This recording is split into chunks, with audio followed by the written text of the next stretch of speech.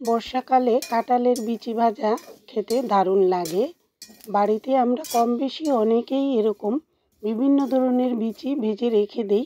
আর বর্ষাকালে এই বিচি ভাজাগুলো খেতে আরও বেশি ভালো লাগে, যেহেতু বৃষ্টির দিনে ঘরের বাইরে যাওয়ার সুযোগটা অনেকটাই কম।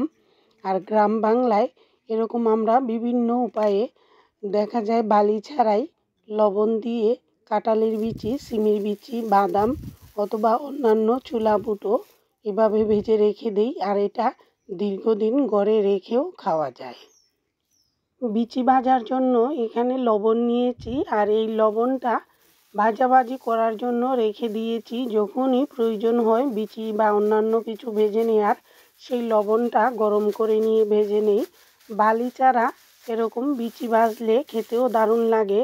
অনেক সময় দেখা যায় বিচিগুলো ভাজার সময় ফেটে যায়, আবার ভেতরে বালির কণা ঢুকে গেলে সেই বিচিগুলো বা ছোলা বুট ভাজলেও সেই বিচিগুলো কিন্তু খাওয়া যায় না। তাই লবণ দিয়ে ভাজলে বিচির গায়ে হালকা একটা লবণও মিশে যায়, আর বিচি খাওয়ায়ও কোনো সমস্যা হয় না। কাঁঠালের বিচিগুলো একটু পুক্ত দেখে নিয়েছি, আর একটু বড় বড় হলে ভাজলে খুবই ভালো লাগে। একদম কচি বিচি কিন্তু ভাজলে সেরকম স্বাদও লাগে না, তাই একদম পাকা কাঁঠালের বিচিগুলো নিলে ভালো হয়। আর লবণ একটু কড়া আছে শুরুতেই ভালো করে গরম করে নেব, তাহলে ভাজাটা খুবই ভালো হবে। বালি বা লবণ ঠান্ডা থাকলে বা ভাজাটা ঠিকমতো না হলে সেই ক্ষেত্রে বিচিগুলো ভাজতেও অনেকটা দেরি লাগে, ঠিকমতো ফুটেও না, আবার ভেতরটা কাঁচাও থেকে যায়।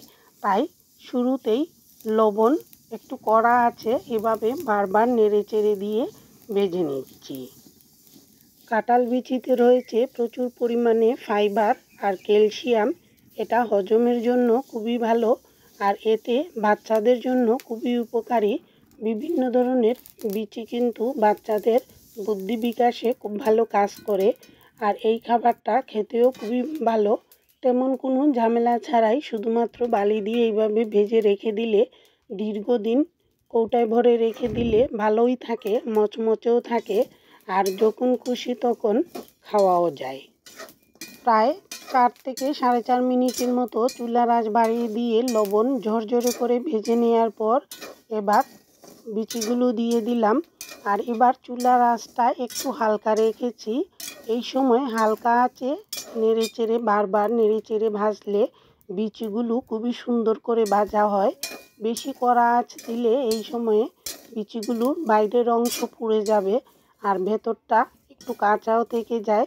তাই চুলার আঁচটা হালকা রেখেই কিছুক্ষণ পর পর নেড়ে চেড়ে দিতে হবে।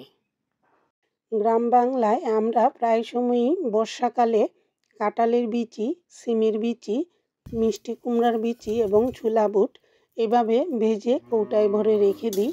এতে বিকেলের নাস্তাটা খুব সুন্দর খাওয়া যায়, আর বাচ্চাদের যখন খুশি তখন যে কোনো খাবারের চাহিদা মেটাতে এই খাবারগুলো কিন্তু খুবই ভালো লাগে। আর আমরা বড়রাও কিন্তু এই ভাজাভাজি খাবারগুলো খেতে খুবই পছন্দ করি। এভাবে হালকা আঁচে একটু পর পর নেড়েচেড়ে দিয়ে ভাজতে হবে। এই সময় চুলার আঁচ কম রাখলেই সবচেয়ে ভালো হয়, তাহলে বিচির বাইরের অংশটা বেশি পুড়ে যাবে না বা পুড়ে কালো হওয়ার ভয়ও থাকবে না, আর ভেতরটাও সুন্দর সেদ্ধ হয়ে ভাজাও হয়ে যাবে।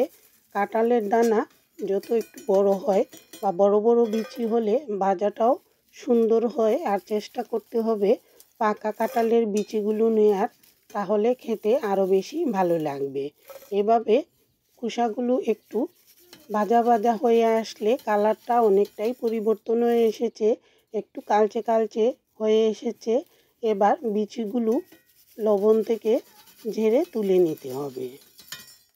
বিচি ভাজা হলে কিছুটা ঠান্ডা হয়ে যাওয়ার পর খোসাটা ছাড়িয়ে নিয়ে এটা কৌটায় ভরে রেখে দিতে হবে, তাহলে দীর্ঘদিন মচমচে থাকবে। একেবারে গরম অবস্থায় কিন্তু কৌটায় ভরলে সেটা নরম হয়ে যায়। এভাবেই তৈরি করে নিন। কাঁঠালের বিচি খেতেও যেমন খুবই সুস্বাদু, তেমনি বিশেষ করে বাচ্চাদের জন্য খুবই উপকারী। হাতের কাছে বিচি থাকলে এভাবে বালি ছাড়াই লবণ দিয়ে তৈরি করে রেখে দিন, দীর্ঘদিন ঘরে রেখেও খাওয়া যায়, সহজে নষ্ট হয় না। কেমন লাগলো কাঁঠালের বিচি ভাজার এই রেসিপিটি জানাতে ভুলবেন না। আর এতক্ষণ পাশে থাকার জন্য সবাইকে অসংখ্য ধন্যবাদ।